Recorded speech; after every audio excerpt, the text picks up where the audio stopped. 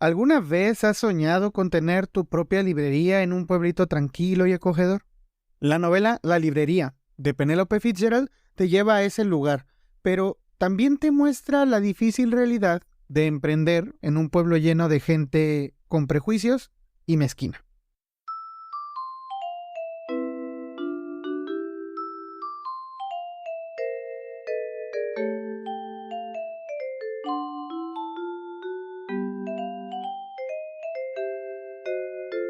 Hola, te doy la bienvenida a donde sea y cuando sea que estés escuchando esto. Esto es el Club del Tío y yo soy el tío Isaac, el tío chido que te recomienda libros. Así que si te gustan los libros y la literatura, estás en el lugar correcto. Y si no te gustan, déjame convencerte con reseñas, opiniones y recomendaciones. Si eres como yo y te gusta tanto como a mí la lectura, seguro que compartes de ese sueño que muchas personas que amamos los libros compartimos, el sueño de ser librero, de compartir esta pasión por la lectura con los demás, dándoles sus libros. Y la verdad es que se nota que ser librero es una carrera gratificante, ¿no? Satisfactoria. Pero la verdad es que es un desafío en este mercado, ¿no? Altamente competitivo. En el episodio anterior del podcast platiqué con Sergio Núñez, que es un librero de viejo y lleva más de 20 años viviendo este sueño.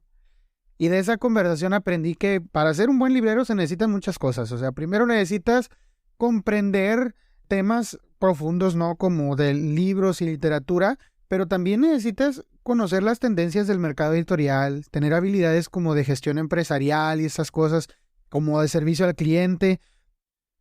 La verdad es que necesitas tener muchas habilidades que quizá no todos tenemos, pues hay que gestionarlas, ¿no? Así que si quieres saber más sobre cómo Sergio ha vivido ese sueño durante más de 20 años, te invito a que escuches ese episodio porque la conversación la verdad es que fue muy muy buena.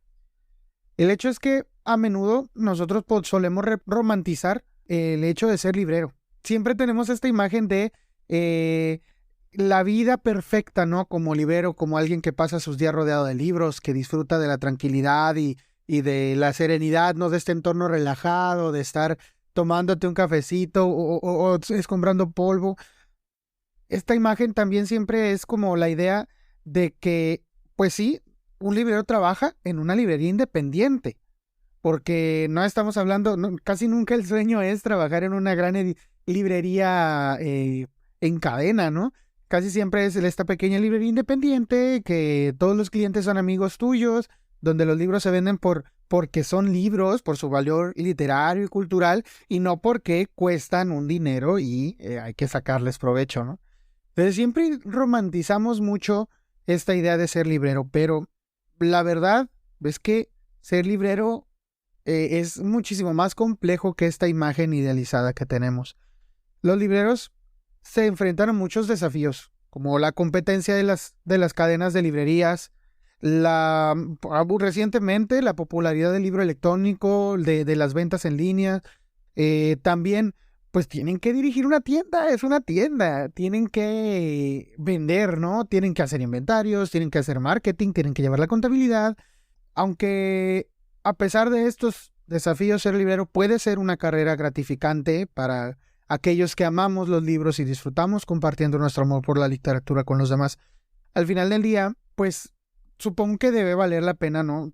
De nuevo me remonto a esta conversación con Sergio, en donde sí, o sea, tener una participación en el impacto que el libro tiene sobre alguien hace que esto de ser librero valga la pena, sí. Pues precisamente, toda esta imagen era la imagen que tenía Florence Green, una viuda solitaria que decide abrir una pequeña librería en una ciudad costera de Harborough, en el este de Inglaterra, a mediados de los años 50. De eso se trata La librería, que es una novela, de verdad es nostálgica, es conmovedora, tiene muchos personajes memorables, tiene una prosa elegante pero concisa, y a través de esta historia y su lucha, de la lucha de Florence para mantener su negocio a flote, la escritora Penelope Fitzgerald reflexiona sobre la soledad, la amistad, la lealtad, el poder de los libros y el poder de la lectura para unir a las personas. Déjame hablarte un poquito más. Antes de entrar al libro, ya sabes que a mí me gusta darte un contexto sobre el escritor. Déjame hablarte un poquito de Penélope Fitzgerald.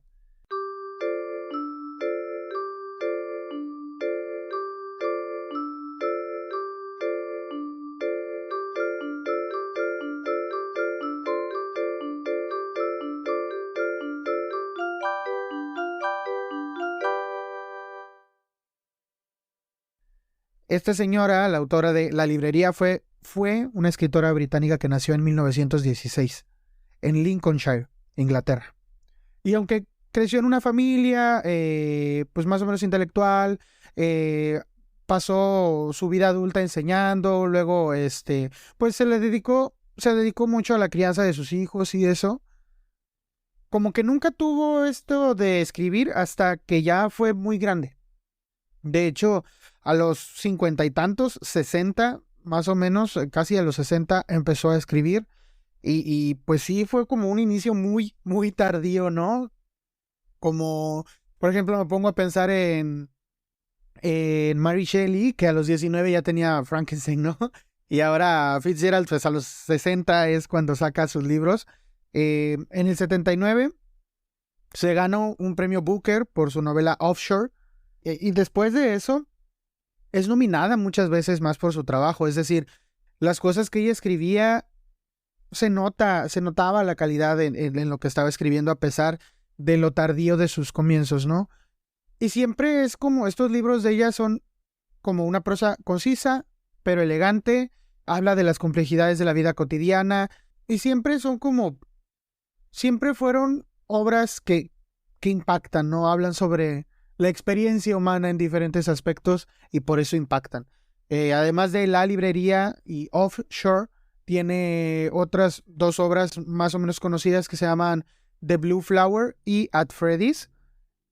Y la verdad es que son buenísimos libros. O sea, ella ya pasó como una de las voces más importantes de la literatura británica del siglo XX. Y pues falleció pocos años después de haber empezado su carrera, a los 83 años. Por ahí del año 2000, creo. Entonces, fallece y pues ni modo, nos deja su legado que la verdad es muy bueno.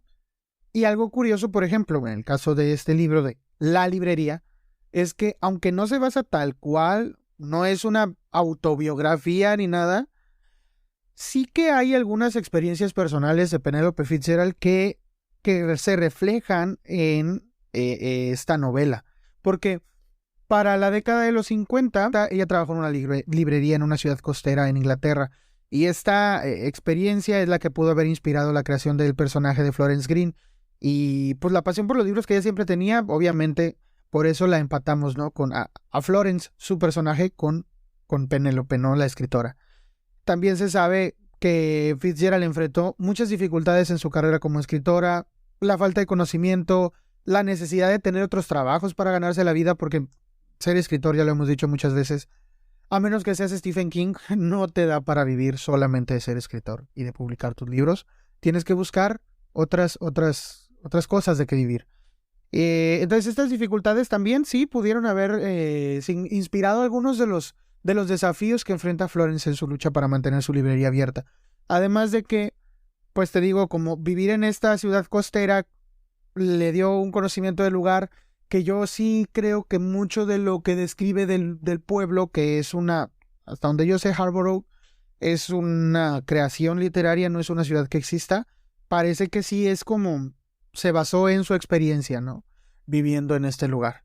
Incluso hay un detalle con el lugar donde trabajaba Fitzgerald y con un probable embrujo de esta librería en donde trabaja Florence, su personaje en el libro, que indica que sí, o sea, sí basó muchas de las cosas que narra en el libro en sus experiencias personales, aunque no necesariamente es un libro autobiográfico. Ahora, a ver, ya hablamos de la escritora, hablemos de lleno del libro. El libro a mí me fascinó, el libro es exquisito, como te digo.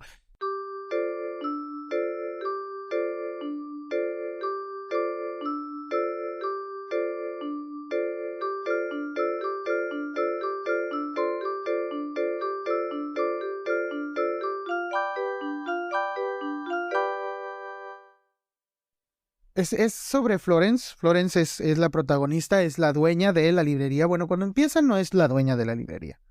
Es, es una viuda que comienza a buscar un edificio donde poner, pues no, bueno, no nada más la librería, sino que comienza a buscar un lugar en donde vivir también, porque me parece, si mal no recuerdo, tiene un ratito que leí este libro, pero si mal no recuerdo, pues vendió su casa y luego se hizo por comprar otro lugar. Es una mujer, es una mujer decidida, es una mujer apasionada por los libros, es emprendedora, es valiente, pero también es muy vulnerable y muy, muy solitaria. O sea, el personaje de una mujer viuda siempre transmite esta idea de soledad, sobre todo en el contexto en el que estamos, porque recordemos que estamos en los años 50. Es necesario, ¿no? Ver esto, por eso se refleja la soledad, ¿no? En el estado de ánimo, por ejemplo. Cuando, por ejemplo, vemos el edificio que ella está buscando para comenzar, para poner ahí la librería, el lugar se llama de estos edificios que tienen mucha historia. El pueblo tiene mucha historia, pero el pueblo tiene mucha historia. Entonces es como estos edificios que tienen un nombre y los identificas por el nombre porque no hay mucha... porque hay un contexto detrás de todo esto. Entonces hay un edificio que se llama Old House, que es que ya está en desuso desde hace mucho. Es un lugar oscuro, polvoriento, abandonado y tal cual refleja mucho el estado de ánimo de Florence al comienzo de la novela. Pero igual, a pesar de que el edificio es antiguo, de que necesita mucho trabajo, Florence siente que tiene un gran potencial y está decidida a hacerlo funcionar. Va y habla al banco, mueve préstamos, habla con gente, busca, en fin, se hace con el lugar. Pero a la hora de que necesita, pues hacerlo funcionar, ¿no? Pues va a necesitar ayuda. Y ahí es donde conocemos a esta pequeña niña, Christine Gippin, que es un personaje ella sola. O sea, ella sola es un personaje entrañable, la verdad, de este libro. Pues tiene como 10 años, creo, algo así. Se va a la librería después de la escuela. Ni siquiera tiene que poner Florence un anuncio ni nada. O sea, Christine llega sola y le dice, usted va a necesitar ayuda. Y yo le voy a cobrar tanto y voy a venir de tal a tal hora. Entonces, ella va y... Es que es esta niña atrabancada como... y sabida de lo que... Es en parte algo de lo que le falta a Florence, yo creo, porque muchas de la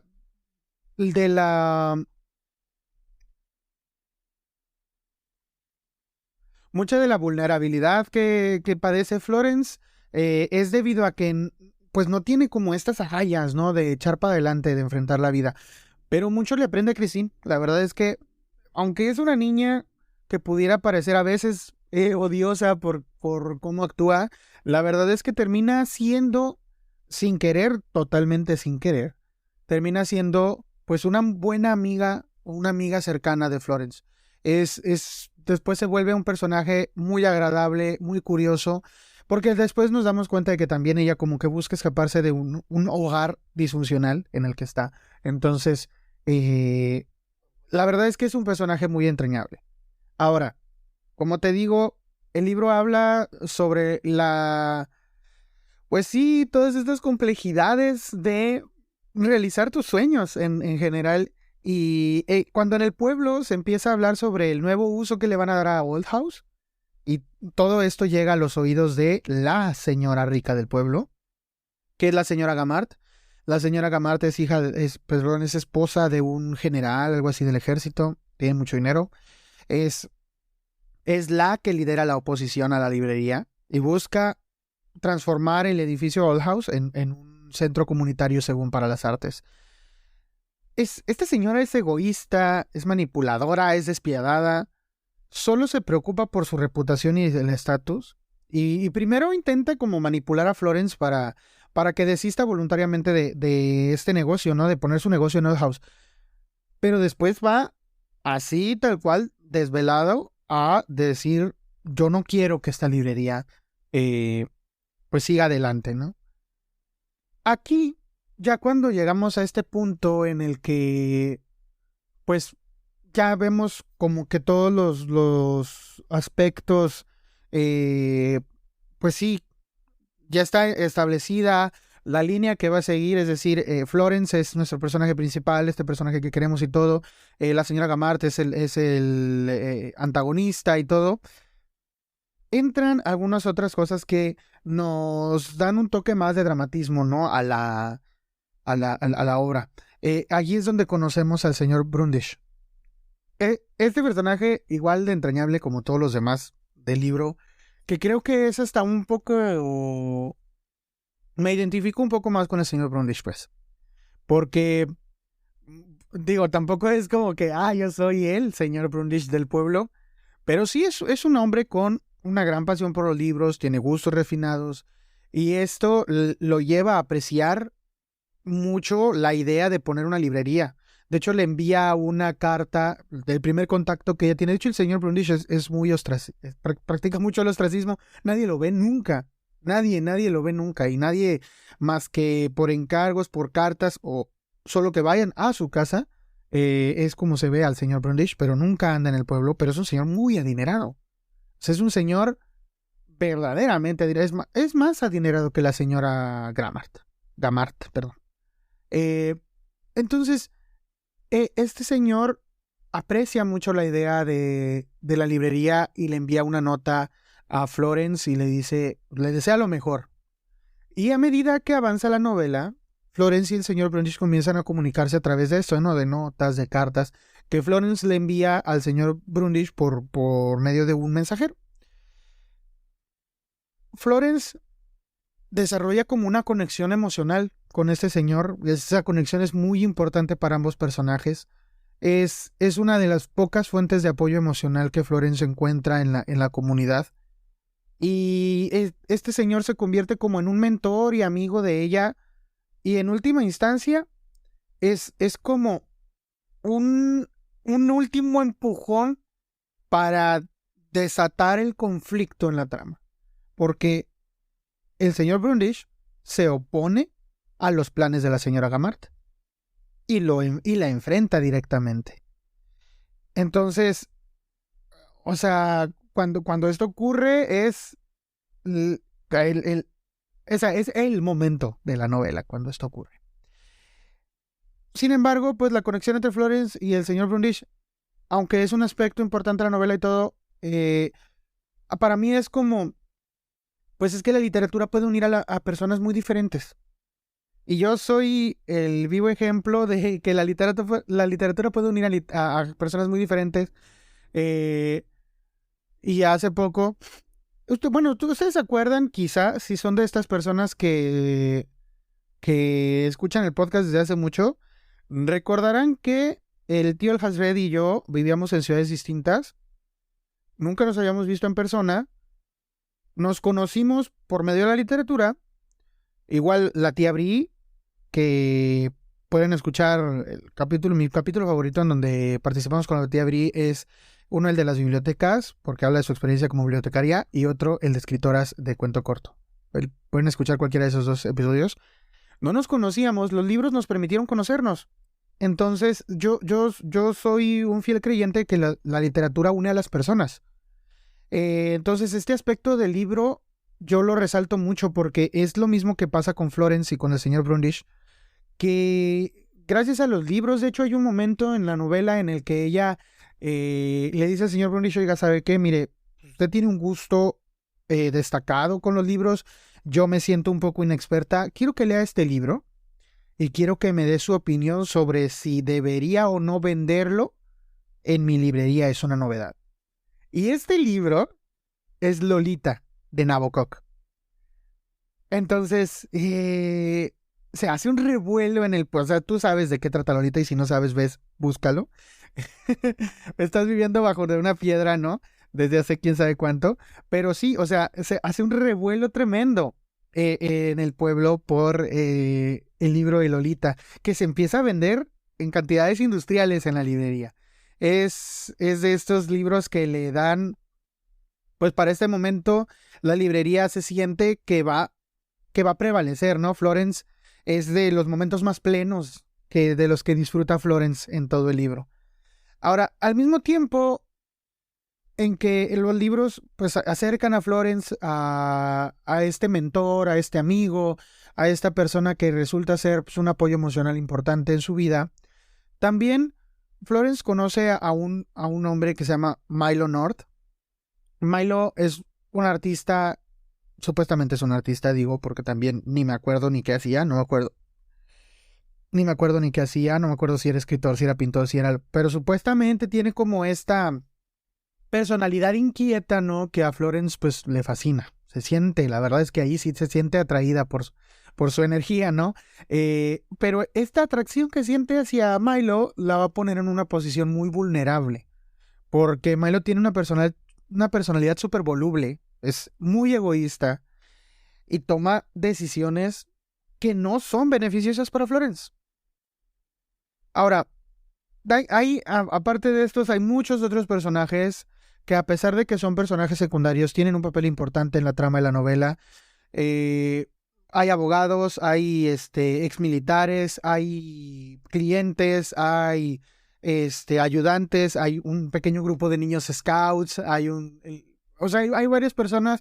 La vida del pueblo se describe muy bien en el libro y cada uno de esos personajes pone algo para la descripción de esa vida en estas pequeñas ciudades. Es decir, esta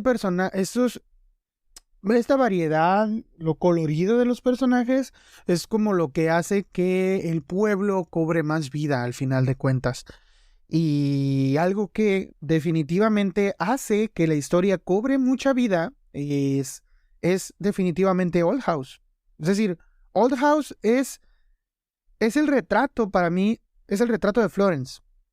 Y no creo ser la única persona que lo ve así, pero es que, por ejemplo, como te decía hace rato, el estado de ánimo de Florence es como muy oscuro al principio, un poco deprimente, los recuerdos de su esposo fallecido, muy solitaria ella. Entonces, al principio, Old House es lo mismo, es una ruina, está descuidada, está abandonada, representa esta soledad y el aislamiento que Florence siente después de la muerte de su esposo. Pero a medida que Florence comienza a restaurar la casa, la convierte en la librería, el optimismo crece, su determinación de crear algo nuevo y significativo en su vida también crece. Te digo, hay momentos de plenitud en donde la librería está llena y se ve, o sea, se siente la positividad en el ambiente. Fuera de que, honestamente, para mí, la novela es muy pesimista. Ya verás por qué. En cierto sentido, también el éxito de la librería, la capacidad que tiene para conectar con la comunidad, se reflejan en esta restauración que tiene Old House. Cuando ya empieza a tener éxito también, Florence ya se empieza a sentir más en casa, ya tiene relaciones significativas con otras personas. Eh, cuando Florence ya se enfrenta directamente a las amenazas de la señora Gamart y sus planes para cerrar la librería y convertirlo en lo que ella quiere, entonces Old House también se convierte en este lugar de resiliencia, de resistencia, de fortaleza, en donde se defiende Florence de los ataques de la señora Gamart, donde lucha para mantener pues su estatus, su tipo de vida y su sueño. Entonces yo creo que sí, Old House es un símbolo de la evolución emocional de Florence a lo largo de la historia, desde esta soledad y aislamiento hasta una determinación de construir algo nuevo y significativo en su vida y su resistencia y fortaleza de cara a la adversidad. Pero te digo, yo siento que la novela es pesimista. ¿Por qué? Porque ya cuando se acerca a su final, el espíritu de resistencia y de entereza decae, el pesimismo prevalece en el resto de la novela, porque en general, la novela, aparte de que aborda esto del sueño, también aborda el tema de la mezquindad y el egoísmo social, porque muestra cómo los personajes pueden actuar de manera egoísta e insensible cuando están buscando beneficios personales, e incluso cuando saben que sus acciones tienen consecuencias negativas para los demás, esto no les importa. Y esto se representa literal como un reflejo de la sociedad en general, donde los valores de la empatía ya se pierden por culpa de estar en tanta competencia y en tanta ambición. Entonces, el libro termina de una manera devastadora. Debo decirlo que sí, porque te tengo que preparar para esto. El libro termina de un modo, o sea, me dejó sin aliento, me dejó desconsolado. Te estruja, te apachurra el corazón leer la última frase del libro porque en realidad es que la novela es tan humana que podría hablar de cualquiera de nosotros en cualquier emprendimiento nuestro. Y eso es lo que me parece tan valioso del libro. O sea, retrata la experiencia humana de manera formidable. Ahora, hay un detalle, porque el libro es hermoso y a pesar de este final desesperanzador, descorazonador, que te tengo que advertir que tiene, eh, o sea, vale mucho la pena por eso también leerlo. Es decir, no todos los libros pueden terminar en vivieron felices y comieron perdices, ¿no? No todos los libros pueden terminar en y triunfó el bien. Y este es uno de esos libros que yo creo que está bien que no triunfó el bien, porque es realista. Hace poco, a finales del año pasado, principios de este año, leía un libro sobre pesimismo filosófico, que yo no acostumbro mucho a leer filosofía, pero ese libro me gustó mucho.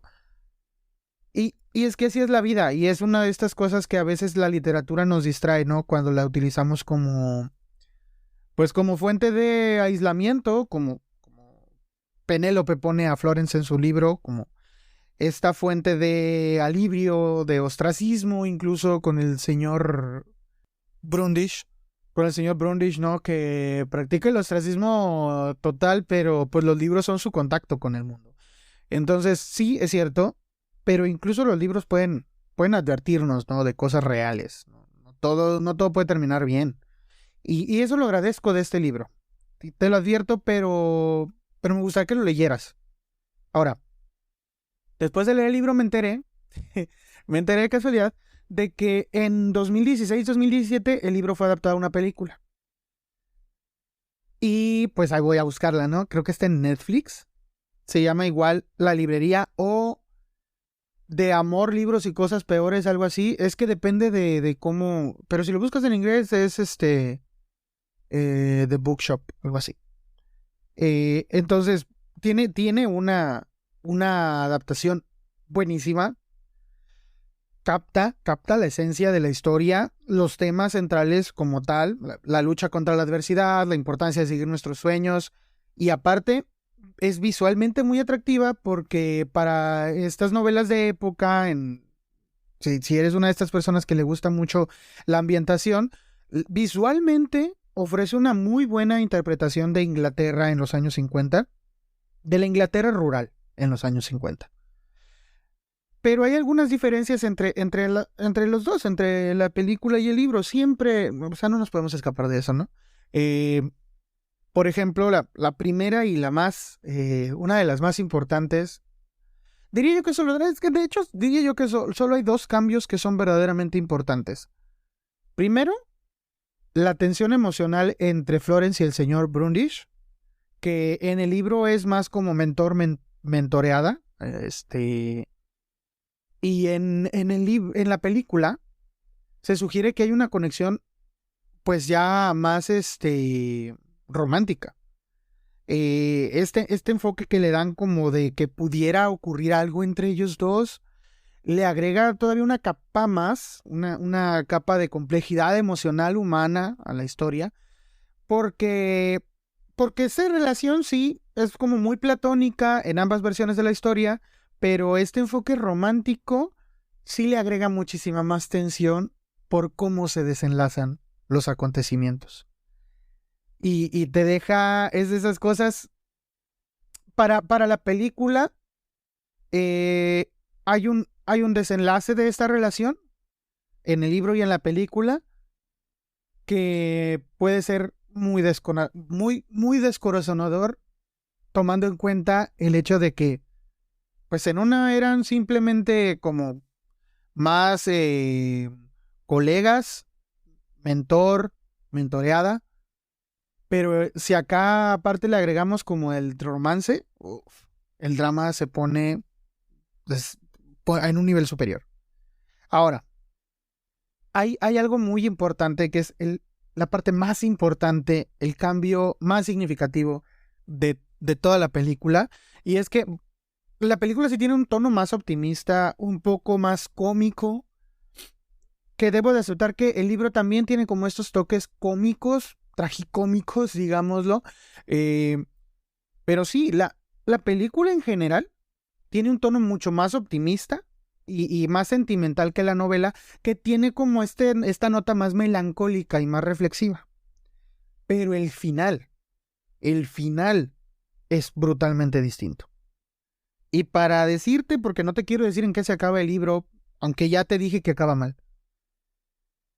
eh, en, en, en la película acaba igual, pero hay una cosa al final. O sea, en la película los hechos se desarrollan del mismo modo, pero hay sucesos que la diferencian y que le dan esta nota de, de optimismo y de empoderamiento, no sé cómo decirlo.